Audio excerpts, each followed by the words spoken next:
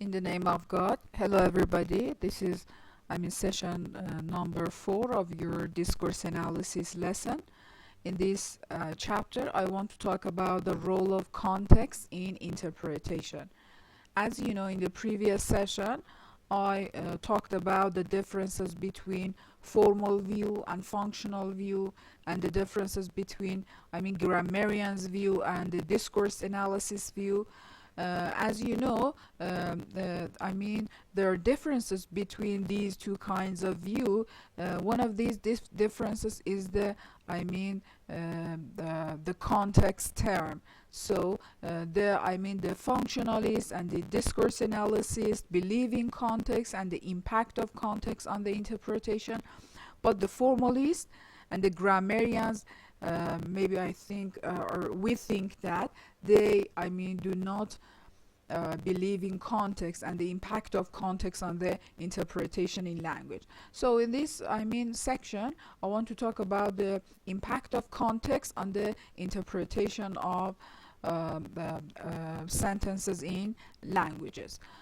So first I start with the pragmatics and discourse context. As you know, again, the context and the study about context is in the domain of pragmatics. Pragmatics is one of the main domain of linguistics. So we emphasize that the discourse analysis necessarily takes a pragmatic approach to the study of language in use.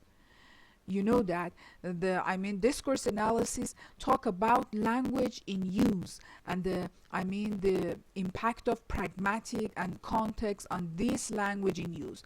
We noted, for example, that the discourse analysis has to take account of the context in which a piece of discourse occurs, because the analysis is investigating the use of language in context by a speaker writer.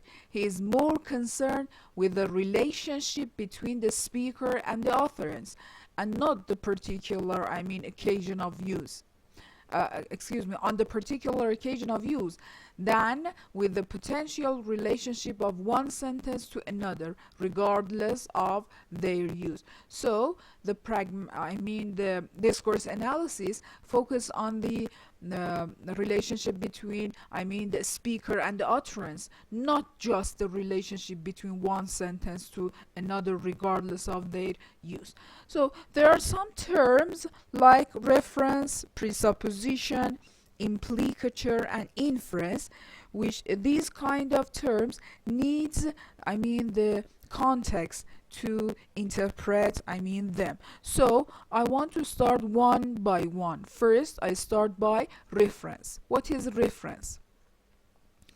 In presenting the traditional semantic view of reference, Lyons, as one of the linguistics says that the relationship which holds between words and things is the relationship of reference. Okay, so Lyons said that the relationship between words and the things in the world, this is a kind of reference. So words refer to things, but Lyons make the following point: it is the speaker who refers.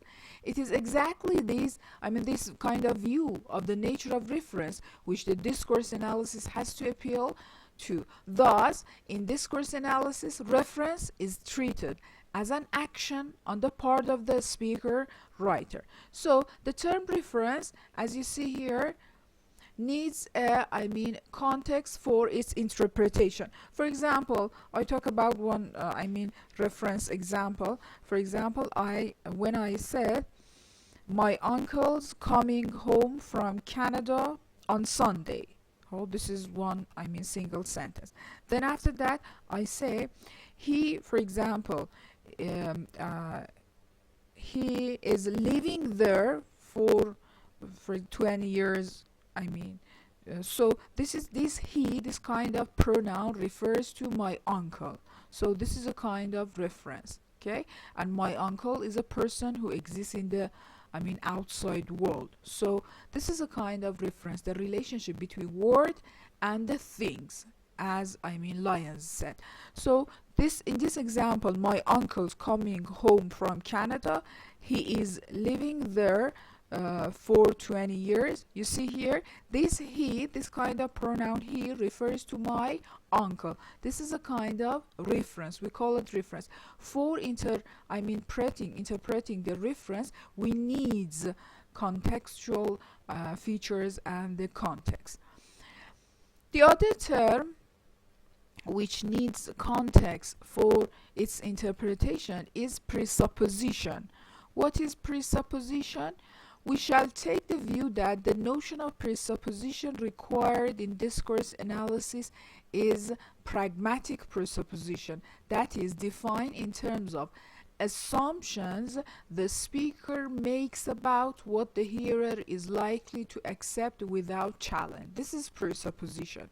So this presupposition, are the assumptions. The presupposition is the assumptions the speaker make about what the hearer is likely to accept without challenge. We call it, this notion of assumption, common ground, okay, is also involved in such a characterization of presupposition.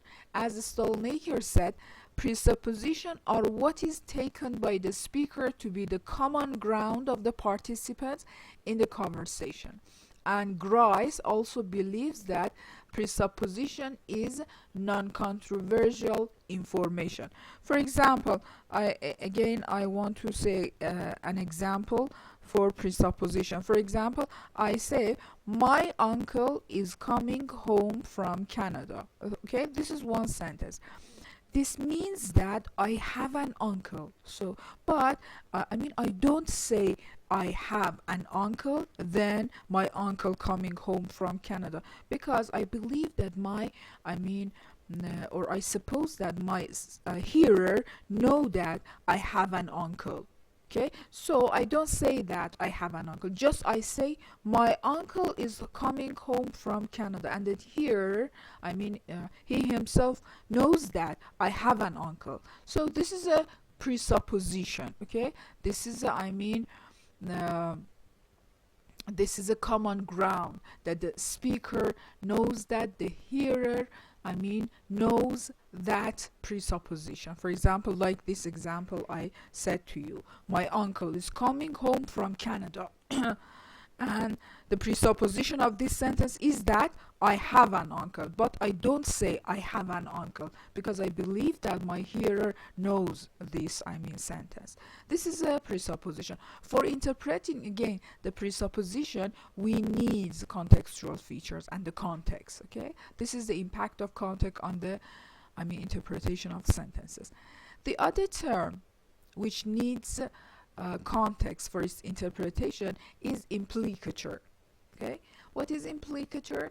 The term implicature is used by Grice. Grice is one of the linguists, talk about the conversation, used by Grice to account for what a speaker can imply, suggest, or mean as distinct from what the speaker literally says. There are conventional implicatures which are, according to Grice, determined by the conventional meaning of the words used. Of much greater interest to the discourse analysis is the notion of conversational implicature, which is derived from a general principle of conversation plus a number of maxims which a speaker will normally obey. Okay, Grice, has a kind of maxims in conversation. I want to talk about these kind of maxims. The general principle is called the cooperative principle. We call the principle of Grice as cooperative principle. The conversational convention or maxim which support this principle are as follows. Okay, Grice talk about these four kind of maxims in conversation. We should obey these four kind of maxims in our conversations. Okay, the first one is quantity. What is quantity? Make your contribution as informative as is required. Do not make your contribution more informative than is required or less informative than is required. Just you make your contribution as informative as is required. This is the maxim of quantity. Okay. The other one is the maxim of quality. What is, I mean, the quality? Do not say what you believe to be false. Do not say that for which you lack adequate evidence. Okay. So, I mean, this means that do not, I mean, say false things. Okay. The other maxim, relation, be relevant. This is the I mean, third maxim of Grice in conversation. And the last one, manner. Be brief, be orderly, avoid ambiguity. This is the manner of conversation. So all of us in our conversation should obey these four kind of maxims. This is Grice maxims, and we call it cooperative principle. Okay, so in implicature, again, in implicature, we should obey these kind of maxims in our implicature. And implicature, as I told you, means that the speaker can imply or suggest or mean as distinct from what the speaker literally says. For example, look at the example, I am out of petrol. Someone says, I mean, I am out of petrol. The other one says, there is a garage around the corner. Okay, what is the relationship of these two, I mean, sentences according to the Grice cooperative principle and those four maxims? You know, what is the relationship of these two? One, okay, the implicature derived from the assumption that speaker B is adhering to the cooperative principle, is that the garage, okay, is not only round the corner but also will be open and selling petrol. We might also note that in order to arrive at the implicature, we have to know certain facts about the world. For example, the certain facts like the definition of garage, that garage spell petrol, and that round the corner is not a great distance away. We also have to interpret A's remark not only as a description of a particular state of affairs, but as a request for help, for example. So we find that in these two kind of sentences that person number one, the request for help, and the second one talk about a garage, which is a place that which sell petrol, and round the corner is not a great distance away, but it's not near the speaker. So these kind of sentences, by implicature and by contextual feature and by use of cooperative principle, we we understand the relationship between these two kind of sentences. Okay, this is the role of implicature and the role of context on the interpretation of sentences. The last one, which needs the context to its interpretation, is the term inference. Okay, what is inference? Since the discourse analysis, like the hearer, has no direct access to a speaker's intended meaning in producing an utterance, he often has to rely on a process of inference to arrive at an interpretation for utterances or for the connections between utterances. Such inferences appear to be of different kinds. So because we all of us and the discourse analysis, like us, okay, has no direct access to a speaker's intended meaning, so he has to on a process of inference to arrive the meaning and to arrive the interpretation. So for example, as an illustration of this, the following example, look at the following example. John was on his way to school. If tell this sentence, John was on his way to school, and ask you about who is John, maybe all of you say that John is a student. Okay, according to this sentence, look at it again. John was on his way to school. If I ask you who is John, you maybe you say that John is a student. Okay, so, and I continue. Most readers, as I told you, report that they infer from this example that John is a schoolboy, is a student. Okay, when this sentence is followed later in the the same text by another sentence like this sentence, readers readily abandon the original inference and form another inference. For example, then I continue after that sentence, the first sentence. Then I continue. Last week, he had been unable to control the class. And then again, I ask you, who is John? You change your inference and you say that John is a school teacher. Okay, not school student and schoolboy, but he is or she, he is a teacher. So you see here, by this sentence you change your inference. Okay, the first one, again I told you, the first one, John was on his way to school. Maybe you say that John is a student or a schoolboy, and when I continue my sentence and say that last week he had been unable to control the class, you change your inference and say that no, John is a teacher, not a student. So you see here, according to the sentences, you change your inferences. Okay, in order to capture this type of inference, which is extremely common in our interpretation of discourse, we need a relatively loose notion of inference based on sociocultural knowledge. Okay, so you see here that for these terms, okay, for reference, for presupposition, for implicature, and for inference, as you see, we need contextual feature to interpret the sentences.